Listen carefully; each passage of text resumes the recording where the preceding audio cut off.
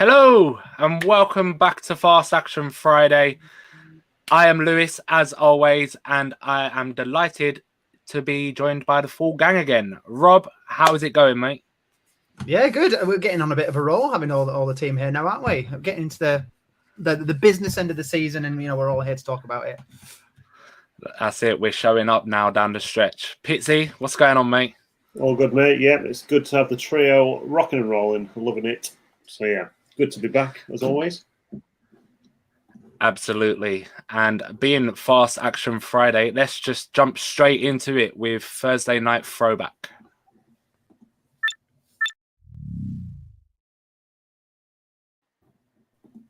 So there was a bit of snow in the air at Lambeau last night, and it's getting to that time of year where Rodgers normally loves it, freezing cold home games and really using it to their advantage. But it was the Tennessee Titans that came in and came out on top, 27-17, taking their record to 7-3 on the season, and the Packers are down at 4-7 with the bye week still to come, obviously.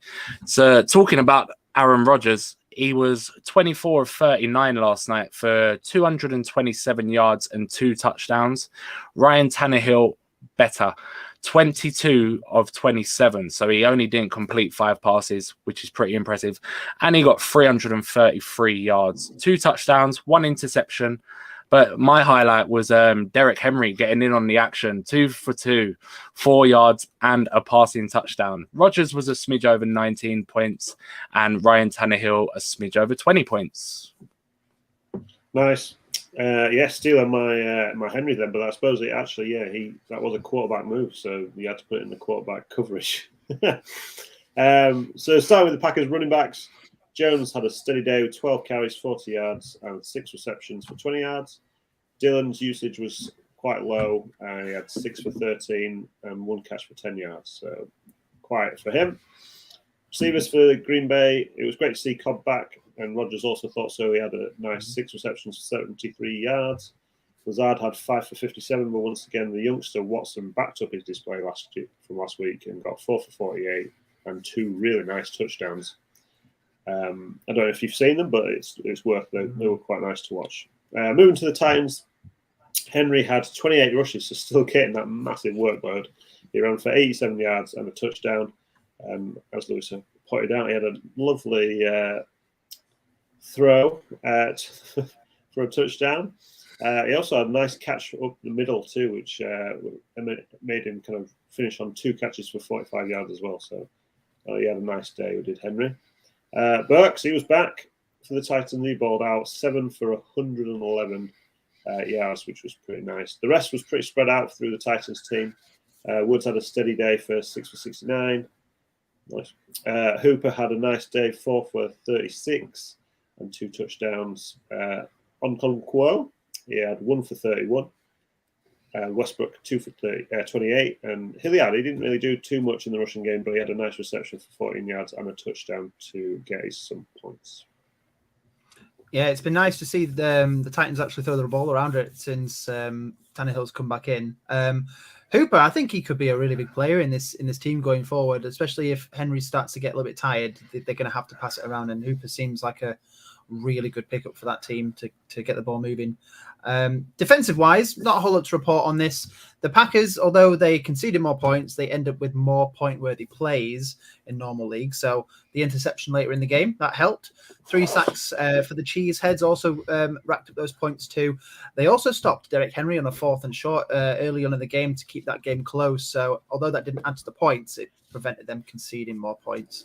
And then aside from keeping the points down, the Titans only got 1 sack and a blocked kick to add to the stats. So I think the Titans only end up with like 2 points in normal leagues, which wasn't great compared to the Packers 5. It just shows that you can concede more points, but as long as you make those big plays, you can get points for your fantasy teams. Yeah, Titans just look different now that they've got Tannehill back in the team again. So obviously showed to get the win. Nice game. Right, guys, let's move on into the injury report.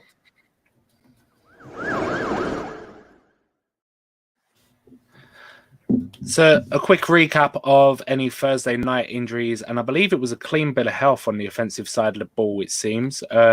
Defensively, not so much. So Danico Autry and Christian Fulton for the Titans both left. a knee and a hamstring injury there. And Key Walker for the Packers left the game at some point with a shoulder injury. All right, so moving on to the quarterbacks.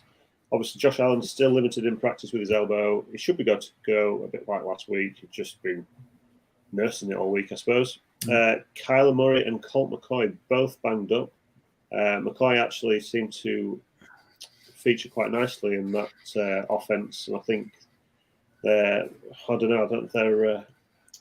coach might actually prefer McCoy in that offense, but we'll see. Anyway, they play on Monday night, so this one's going to be tricky to manage unless you both have them on your team to try and make a final decision. Kyler was limited with his hamstring, and McCoy had his knee injury, so we'll see if that's a game time decision. But look out for the news over the after Saturday's practice. Stafford, he had back-to-back practices this week, which is a good sign that he might be back after his concussion protocol. Still not out of it yet, so we'll just have to wait and see. Walford was actually limited this week as well with a stiff neck, so again, look out for that. But the fact that they've lost Cup, I'd be wary starting any Rams players until we see any other life from this team. Yeah. Running backs, Khalil Herbert has gone into IR, which is quite tough for anyone who drafted him and expected him to take more of a role in this Chicago offense throughout the season. Montgomery and him, they've been in a bit of a committee behind Justin Fields, who we all know is the number one runner. But that is a big 4 weeks to lose Herbert, especially as we're starting to move towards the playoff scenes. It looks like he was, eating into that backfield role. Lenny Fournette was doubtful. He went out after a bit of time against the Seahawks in Germany, but he's on the bye of the week, so he's got a bit of time to recover. Ezekiel Elliott, he could come back from his knee injury after having struggles with it for the last few weeks. But for now, it looks like it'll be Tony Pollard as the running back one. And you never know, it could potentially be that way after Zeke returns as well. Yeah, absolutely. Pollard's been smashing it as with a full lead role there, definitely. But could be some good news for Justin Herbert this week. So Keenan Allen and Mike Williams, they've both been limited in practice all week, which is better than previously with Mike Williams. DeAndre Carter as well, actually, for the Chargers. He's been limited as well. It says a bit more for Mike Williams than it does for Keenan, because Keenan Allen has been logging limited participations and still been ruled out with that hamstring issue. But it will be massive for Herbert if both are a go, definitely. Another duo, AJ Brown and Devonta Smith for the Eagles. Both obviously their top wide receivers. Limited participations all week for both of them. AJ Brown's knee, Smith's ankle. On the Thursday report, though, for the Eagles, it did say AJB was marked down as knee/rest. So maybe they're just being cautious with him more than anything. And the offensive coordinator said AJB, when he was on about, he's the ultimate competitor, and even a 90% AJ is pretty darn good. And that's hard to disagree with, isn't it, really? Justin Jefferson, now, he's been a limited participant all week with a toe injury, and, it's a pretty stressful time being a Vikings fan. But Chris Thomason, who's a Vikings reporter, asked JJ about the toe issue, and he said it's great. Definitely got a little banged up during the game, but perfectly fine. So that says to me he's going to be good to go on the weekend against Dallas. Yeah, fair. Although all competitive players will always say, "Oh yeah, no, it's fine." Even if the leg's hanging off, it's like, "Yeah, it'd be great. I'll be good to go." I think it's that time of the season now where everybody gets a little bit banged up and they just fancy a bit of a rest, don't they, during the week? But yeah, it's a bit cold outside. It's snowing now. Yeah. I don't want to practice this week. All right, and tight ends, it's been an absolute brutal week for them. Goddard has gone on a 4-game IR boomerang, so we'll see what happens with him. Ertz has actually been put out for the season, so that's 2 big tight ends. Andrews, he's still dealing with his knee and shoulder.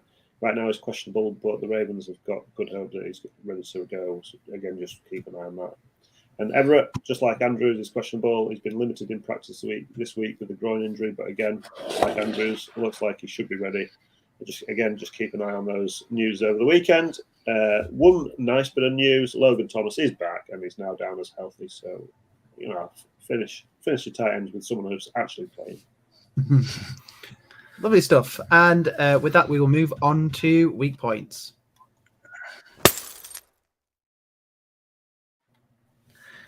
So, yeah, a quick reminder of the teams that are on bye this week. Obviously, the Bucks and the Seahawks that they played in Germany last week, they're on the bye. And then you got the Jacksonville Jaguars, sorry, and the Miami Dolphins, they're also on the bye. Little note, 6 of the top 15 wide receivers in PPR are on bye this week, plus obviously Cooper Kupp and Jamar Chase being out and a few others banged up that we just mentioned. So, brutal week. Yeah. Okay, so weakest against the quarterbacks. Lions top the list at 23.7 points average against them. This week they're up against the Giants. Giants are playing steady at the moment, and with Danny Dimes, it could have a nice game against the Lions dealing with those leaky points. So one to watch. Raiders are on the list at 2. 22.6 points on average. They are against the Broncos. Wilson has been up and down all season, and this is a big division game, so he'll need to step up. Even with this poor Raiders D, division games are always messy, aren't they? So we shall keep an eye on that one. And Dolphins, they are a third, 22.1, but they're on a bye week, so we don't need to worry about them. There we go. Yeah, so onto the running backs week against running backs. The Texans are at the top with 30.2 fantasy points scored against them per game. They're against the Commanders, and I think we can all agree the Commanders' backfield has taken us all a little bit by surprise. First, we had Brian Robinson coming in and then going out, and then Gibson seemingly faded away, and now he's back strong as well. So between the two of them, there's a really good 1-2 punch with Gibson getting more of the passing, Robinson, drilling the ball through on the ground. And that just leaves McKissick out in the cold now, even though he's returning from injury. I think he was ruled out just recently within the last hour. Robinson and Gibson could be the ones to take on here. Browns are second with 27.6. And as we know, they have moved the game away from the Bills Stadium. They're now playing in Detroit is it Ford Field? What's it called? Yeah. Ford Field. Field. So neutral ground. Singletary produced against the Vikings last week with a touchdown. So perhaps there could be another game for him in Detroit, and we may see Naheem Hines get a bigger role here too. And then the Chargers, they're in third with 27.4 points. They're up against the Chiefs, and their backfield's a bit of a mess at the moment. So it's really hard to tell who could be trusted here. Pacheco seems to be getting more work on the ground, whereas Jerick McKinnon is the one who's getting the ball through the air. I think one thing we may settle on, and this may well come back to bite me now, is that Clyde Edwards-Helaire, he seems to be out of the pitch more or less. Yeah, where is he gone? Yeah, like with the Chiefs, unlike Washington, they haven't established their full roles yet, have they? And until they do, it's hard to trust any of them. But moving on to wide receivers anyway, the weakest against wide receivers is the Falcons, 36.2 points, and they face the Bears. So it's a big week for Darnell Mooney, for me especially. It's almost like a put up or shut up week for him. He's commanding almost a 30% target share since week 5, when they've now unleashed Justin Fields since around then, which we're all loving, of course. And then you got Cole Kmet. He's obviously a tight end, but outside of those two, you're chasing a touchdown for upside, really. Second is the Steelers, slightly behind, 35.9 points. They're facing the Bengals, so another divisional matchup. T. Higgins is a wide receiver 1 this week, all day long. And Tyler Boyd, I wouldn't be surprised to see him feature in the top 12 this week with Jamar Chase still out. Third was the Titans, obviously played Thursday Night Football, which we covered earlier. They were letting up 33.2, and they faced the Packers. Nice. With that Steelers one, obviously all that stat would have been without TJ, and now TJ's back. I'm not saying it's all on TJ as a Steelers fan, but when he starts wrecking that pass, then we'll see how the wide receivers get on. To be fair, Bengals have got their O-line slightly better than they were at the very beginning of the season when we first met them. So, yeah, anyway. Weakest against tight end. Seahawks, 16.5 points. They're on a bye this week. So next up on the list is the Cardinals. They had 16 points go against them on average. This week they're against the Niners. Kittle has struggled the last 2 games, but that was when he's faced slightly better Ds. And they will go against when they go up against the tight end. When facing teams with an easier matchup, though, he has shown good yardage. which could be nice for him and a nice get-right game for him against the Cardinals this week. The Lions are third, 13.8 points, so slightly a bit further away. This week they're against the Giants. The Giants don't tend to use their tight ends, but Bellinger is coming back from an injury, from a fractured eye socket, so he's probably still going to be out. Hudson and Myrick are the standings, but as I said, not really worth looking at, even with a good matchup. Well, fingers crossed Hudson does something, because I have him in one of my lineups and didn't put Hooper in the team, unfortunately. So I missed out on the points there. It was not nice. Rest of the season stats. There's something that Lewis brought up the other week in one of our chats, and I've just got it in front of me here. In the rest of the games, rest of the season, it looks like the Chargers have actually got some really good matchups coming up for the rest of the season. They seem to have the best matchups against the quarterback, the tight end, and the wide receiver. And then Miami seem to have some of the best matchups for their running backs as well. So that's something to take into account when you are setting your lineups for the rest of the season. Nice. Absolutely. And let's just jump straight into the flex of the week then, shall we?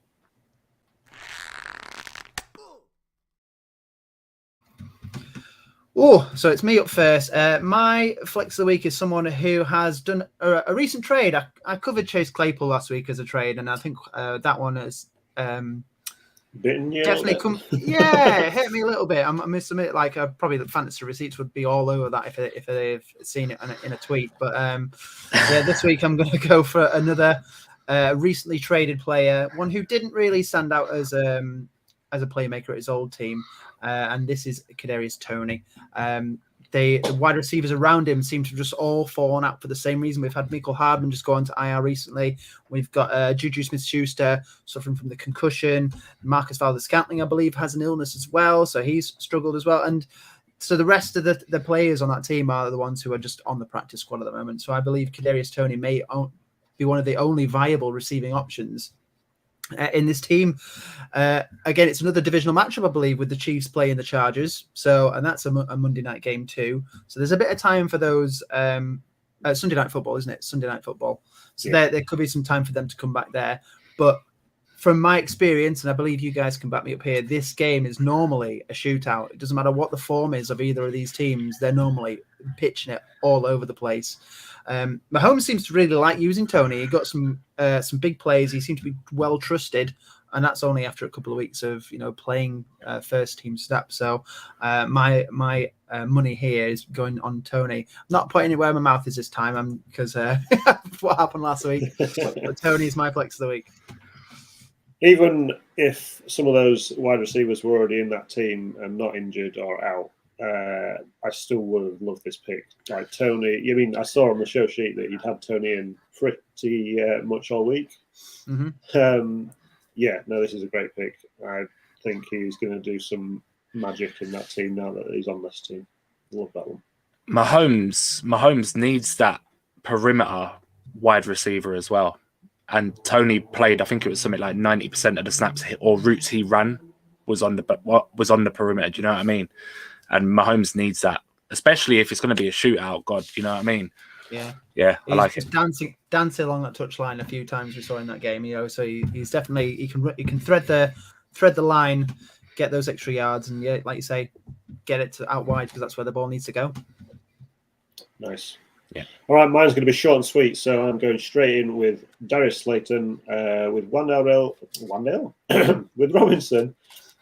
He is struggling with a hamstring, and the Giants have the Lions, whose D tends to let them score on, which we've kind of already focused on a little bit. Last few games, Slayton's been getting some targets, which his targets have been going nicely as well, so that could carry on beautifully against this Lions D. Yeah. Absolutely. I really like Slayton. I think when Nathan was on a couple of weeks ago, Darius Slayton was the one that he picked as well, and he ended up producing for him too.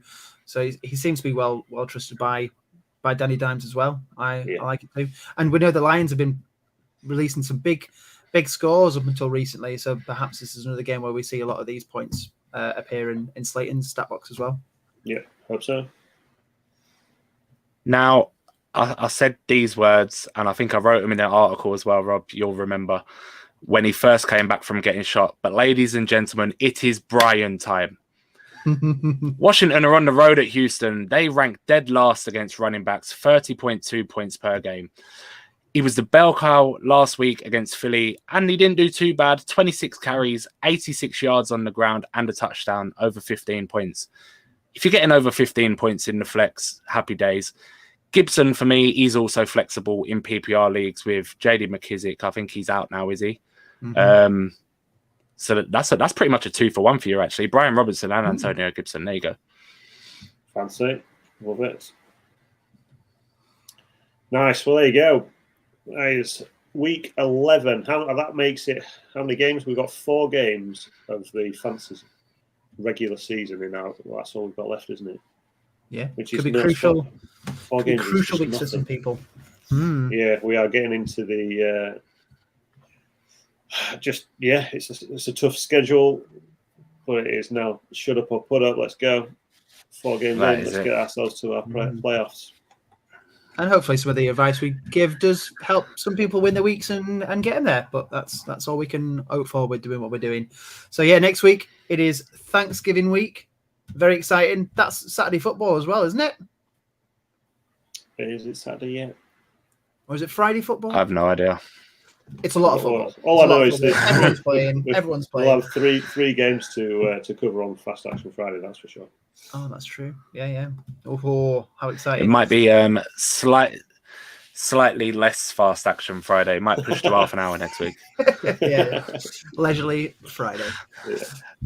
But until then, keep rushing.